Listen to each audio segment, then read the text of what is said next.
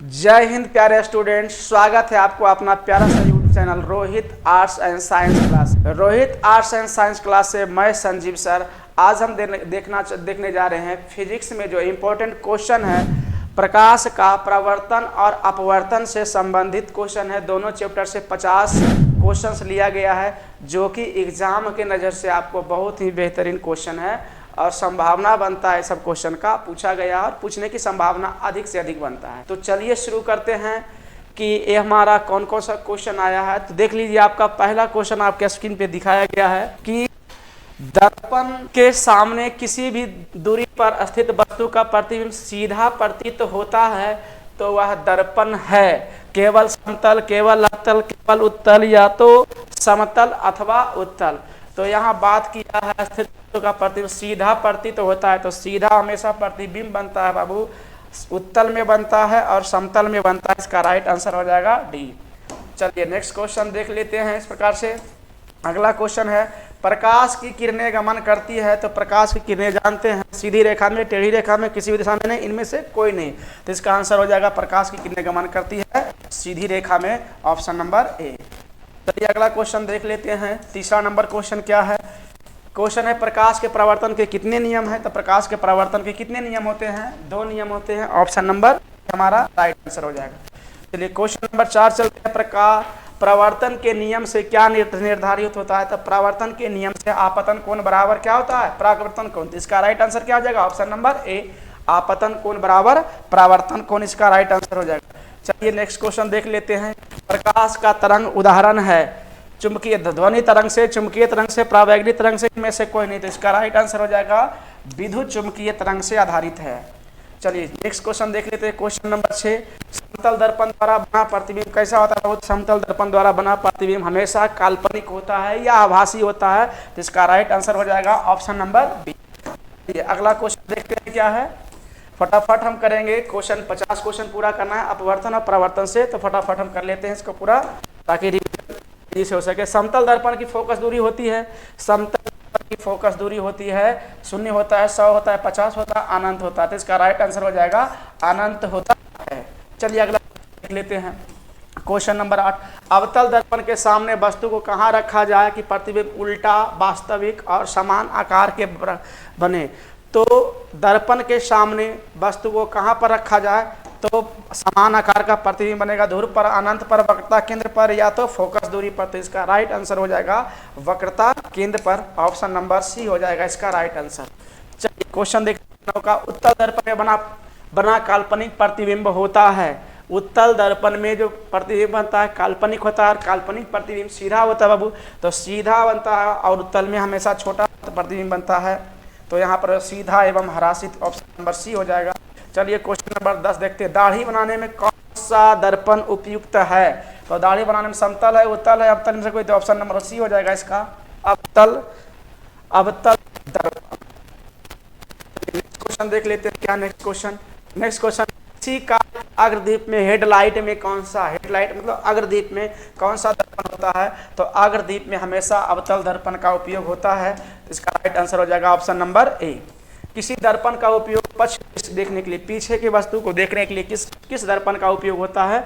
तो समतल होता है, अवतल होता है, उत्तल होता है, इनमें से कोई नहीं। तो यहाँ इसका आंसर हो जाएगा उत्तल दर्पण का उपयोग होता है पक्ष दृश्य देखने के लिए। क्वेश्चन नंबर 13 देखते हैं। नई कार्तीय चिन्ह परिज्ञान से दर्पण के सामने रखे गए बिंब की दूरी ली जाती है। नई कार्तीय परिपाटी के साथ दर्पण के सामने रखे गए, दर्पण के सामने हमेशा क्या होता है बुआ? रखा गया वस्तु ऋणात्मक होता है। दर्पण के सामने ऋणात्मक होता है दूरी, के पीछे क्या होता है? धनात्मक होता है। क्वेश्चन है क्या हमारा, निम्न में से किस दर्पण की फोकस दूरी धनात्मक होता है? निम्न में से किस दर्पण की फोकस दूरी धनात्मक होता है? किस दर्पण का फोकस धनात्मक होता है? तो फोकस धनात्मक हमेशा होता है, फोकस जो धनात्मक होता है दर्पण में, तो उत्तल दर्पण की फोकस दूरी क्या होती है? धनात्मक होती है। उत्तल दर्पण की फोकस दूरी क्या होती है? धनात्मक होती है। चलिए नेक्स्ट क्वेश्चन देख लेंगे, ऑप्शन नंबर बी हो जाएगा इसका आंसर। 15 का, यदि किसी बिंब के प्रतिबिंब का आवर्धन ऋणात्मक है तो उस प्रतिबिंब की प्रकृति क्या होगी? वास्तविक और उल्टा होगा, वास्तविक और सीधा होगा, सीधा होगा, आभासी और उल्टा होगा। तो हमेशा यहाँ पर जो है ऋणात्मक जो होता है आवर्धन जिसका ऋणात्मक होता है तो हमेशा उल्टा बनता है और उल्टा प्रतिबिंब हमेशा क्या होता है? वास्तविक उल्टा प्रतिबिंब क्या होता है, वास्तविक होता है। इसका आंसर हो जाएगा ऑप्शन नंबर ए होता है। ऑप्शन नंबर ए हो जाएगा इसका राइट आंसर। चलिए क्वेश्चन नंबर देख लीजिए। विशेषज्ञ दर्पण का उपयोग मरीजों का दांत का बड़ा प्रतिबिंब देखने के लिए करता है। इसका आंसर हो जाएगा ऑप्शन नंबर बी, अवतल दर्पण का उपयोग किया जाता है। चलिए क्वेश्चन देख लेते हैं नेक्स्ट। एक प्रयोग में अवतल दर्पण द्वारा किसी बीम का प्रतिबिंब एक पर्दे पर प्राप्त किया जाता है। दर्पण की फोकस दूरी को निर्धारित करने के लिए प्रयोगकर्ता को मापने की जरूरत क्या है? दर्पण तथा पर्दे के बीच की दूरी, दर्पण तथा बीम के बीच की दूरी, ए और बी दोनों, इनमें से कोई भी। तो भी यू का मान पता रहेगा तब आप एफ का मान ज्ञात कर सकते हैं। इसका आंसर रहेगा हमारा सी। यदि हम बोलते हैं कि हमको दोनों पता होना चाहिए, बीच में पर्दे के बीच की दूरी और बीम के बीच की दूरी, आंसर हो जाएगा इसका सी। चलिए नेक्स्ट क्वेश्चन, क्वेश्चन नंबर 18 क्या कहता है? ये दर्पण परावर्तक पृष्ठ का वृत्ताकार सीमा रेखा का व्यास क्या कहलाता है? मतलब कि जो हमारा का सीमा है, हमारा दर्पण, इसका सीमा रेखा का व्यास अगर इस प्रकार से बात किया जाए तो इसे क्या कहते हैं? तो द्वारा कहते हैं। इसका आंसर हो जाएगा डी, गोलीय दर्पण का द्वारा कहा जाता है, ऑप्शन नंबर डी। चलिए निम्नलिखित में कौन सा उत्तल दर्पण की फोकस दूरी है जिसकी वक्रता त्रिज्या 32 सेंटीमीटर है? तो हमको यहाँ से देखना है दर्पण कैसा है। यहाँ पे उत्तल दर्पण, और उत्तल दर्पण की फोकस क्या होती है? धनात्मक होती है, और अवतल दर्पण की फोकस ऋणात्मक होती है। तो यहाँ पे आर का मान दिया है, आर बराबर 32 सेंटीमीटर है। एफ निकालना है तो एफ बराबर होता है आर बटा 2 होता है। तो एफ बराबर आर बटा 2 होगा, तो 32 बटा कितना हो जाएगा? 2 हो जाएगा, 16 हो जाएगा, और 16 हो जाएगा। हमारा फोकस इसका धनात्मक होता है तो प्लस 16 हो जाएगा, इसका ऑप्शन नंबर सी। चलिए क्वेश्चन नंबर 20 देख लीजिए। हजामत किया जाता है, तो हजामत के लिए हमेशा कौन सा दर्पण का? अवतल दर्पण का इस्तेमाल किया जाता है। 21 नंबर क्वेश्चन देख लेते हैं। किसी बीम का अवतल दर्पण द्वारा प्रतिबिंब आभास सीधा बड़ा पाया वस्तु की स्थिति कहाँ होगा? मतलब कि किसी बीम का अवतल दर्पण द्वारा प्रतिबिंब आभासी, सीधा तथा बड़ा बने, आभासी बने, सीधा बने और बड़ा बने, तो बस कहाँ रखा? दर्पण के ध्रुव तथा मुख्य फोकस के बीच रखा जाता है। बीच वक्रता केंद्र पर से परे दर्पण के मुख्य फोकस के बीच में रखा जाता है। इसका ऑप्शन नंबर हो जाएगा हमारा डी हो जाएगा राइट आंसर। हमारा ऑप्शन क्या हो जाएगा? Option number D right answer हो जाएगा। चलिए क्वेश्चन नंबर 22 क्या है? किस दर्पण में दूर की वस्तु का प्रतिबिंब सदैव सीधा बनता है? तो सीधा प्रतिबिंब प्राप्त करने के लिए किसका उपयोग किया जाता है? तो सीधा प्रतिबिंब प्राप्त करने के लिए हमेशा सीधा और उल्टा प्रतिबिंब किसमें बनता है? तो सीधा और उल्टा आभासी प्रतिबिंब बनेगा। सीधा और निम्नलिखित में से किस दर्पण में दूर की वस्तु का प्रतिबिंब सदैव सीधा होता है? तो सीधा प्रतिबिंब हमेशा कैसा होता है? आभासी होता है। और आभासी प्रतिबिंब किसे बनता है? तो हमेशा बनता है उत्तल दर्पण में। इसका आंसर हो जाएगा बी राइट आंसर। चलिए अवतल दर्पण की फोकस दूरी क्या होती है? तो अवतल दर्पण की फोकस दूरी जो होती है, अवतल दर्पण की फोकस दूरी क्या होती है? ऋणात्मक होती है। इसका आंसर हो जाएगा बी। चलिए फटाफट क्वेश्चन करते है। तो किस दर्पण से बात किया है, छोटा प्रतिबिंब किससे प्राप्त होता है? तो उत्तल से। किससे हो जाएगा? उत्तल से। इसका राइट आंसर हो जाएगा option number A. Next question देख लेते हैं। Question number 25। वस्तु में प्रकाश की चाल निर्वात की अपेक्षा क्या होती है? वायु में प्रकाश की चाल निर्वात की अपेक्षा क्या होती है? तो वायु में प्रकाश की चाल निर्वात से होता है, कम होता है। निर्वात में प्रकाश की चाल ज्यादा होता है, वायु में प्रकाश की चाल क्या हो जाएगा? कम हो जाएगा इसकी अपेक्षा, ऑप्शन नंबर ए। क्वेश्चन देख लेते हैं क्वेश्चन नंबर 20। प्रकाश की चाल विभिन्न माध्यम में क्या होती है? माध्यम में हमारा क्या होता है? प्रकाश का चाल विभिन्न माध्यम में भिन्न भिन्न होता है। इसका ऑप्शन नंबर राइट आंसर। तालाब का जल कम गहराई दिखने का कारण क्या? अपवर्तन के कारण से हमारा क्या होता है? कम गहराई दिखता है। ऑप्शन नंबर हो जाएगा सी। चलिए नेक्स्ट क्वेश्चन देख लेते हैं। क्वेश्चन किस लेंस द्वारा आवर्धन का ऐसा मात्रक होता है? तो जान लेंस द्वारा आवर्धन का कोई मात्रक होता है, मात्रक विहीन होता है। इसका ऑप्शन नंबर डी हो जाएगा। क्षमता का कोई मात्रक नहीं होता है, तो मात्रक विहीन हो जाएगा इसका आंसर। चलिए नेक्स्ट क्वेश्चन देख लेते हैं। क्वेश्चन क्या है? अगर आपको ये वीडियो अच्छा लग रहा है तो आप लाइक, सब्सक्राइब एंड शेयर जरूर करते रहिए ताकि इस प्रकार का वीडियो और भी उत्साह बना रहे। तो चलिए देखते हैं क्वेश्चन नंबर 29 क्या है? लेंस के मुख्य फोकस की संख्या कितनी होती है? तो लेंस में फोकस की संख्या कितनी होती है स्टूडेंट? तो 2 होती है। इसका राइट आंसर हो जाएगा ए। चलिए 30 नंबर। निम्नलिखित में से किसका अपवर्तनांक सबसे अधिक होता है? तो निम्नलिखित में से किसका अपवर्तनांक सबसे अधिक होगा? तो सबसे अधिक अपवर्तनांक किसका होता है?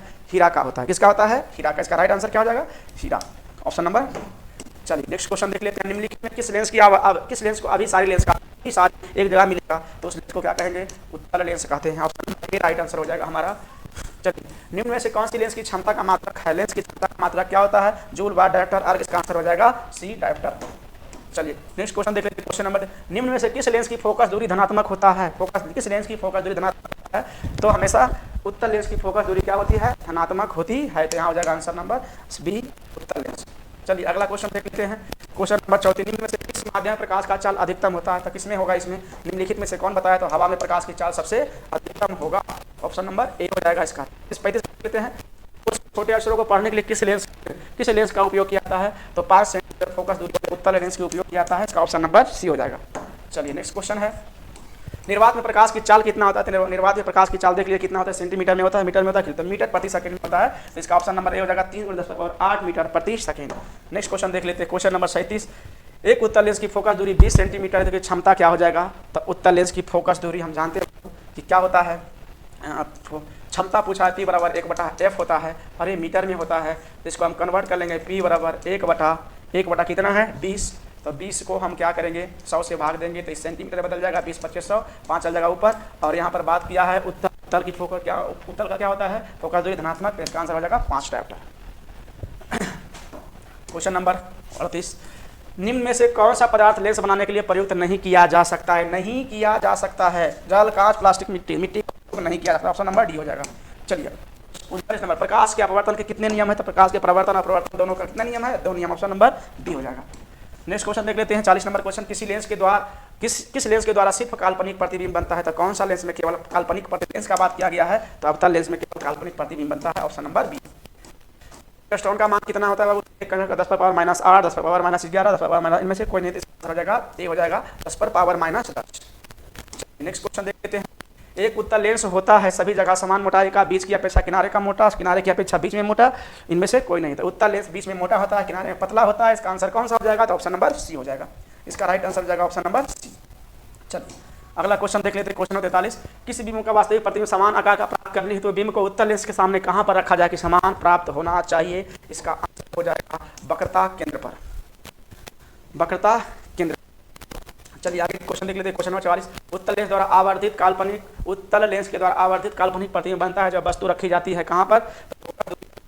फोकस और लेंस के, इसका राइट आंसर हो जाएगा बी, फोकस और लेंस के बीच।